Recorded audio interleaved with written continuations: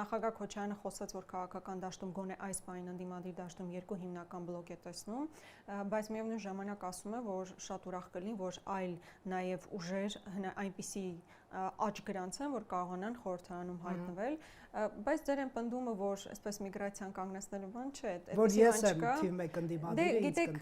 այս փուլում դուք կարող եք բոլոր հարցումներն նայել, որ ընդդիմադիր որպես քաղաքական գործիչ ամեն դեպքում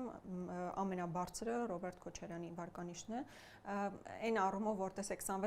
մեր ձևով ավելի շատ ասոցացվում է Սամվել Կարապետյանի հետ, նրա անձն է հիմնական դերակատարությունը, հա, եթե մարդիկ վստահում են մեր ձևովին, նախ եւ առաջ Սամվել Կարապետյանի վստահությունից ելնելով, բայց բնականաբար ուժը դեռ քաղաքական ուժ դառնալու հարց ունի, հա, թե ով է լինելու ցանկում, ով է գլխավորելու ցանկում, ով է լինելու վարչապետի թեկնածու, այս բոլոր հարցերը դեռ բաց են եւ դրանք ամբողջական պատասխան ունենալուց հետո ավելի պարզ կլինի, թե ուժերի հարաբերակցությունը ինչպեսին կլինի, բայց նորից եմ ասում, այստեղ ոչ թե մենք մրցակցության տեսանկյունից ենք նայում, այլ ընդհակառակը մենք ուզում ենք, որ ուժը կայանա, ուզում ենք, որ հնարավորինս շատ ձայն հավաքի, ինչպես մեր ձևով, որ այս պահին երևում է, որ հնարավորություն ունի, այնպես էլ այլ ուժեր։ Օրինակ Արման Թաթոյանը նույն հայտ արել, որ պատրաստվում է մասնակցել ընտրություններին, ինքն է իրենց ուժի վարչապետի թեկնածու, այստեղ էլ ենք շատ ուրախ, եթե կարողանան,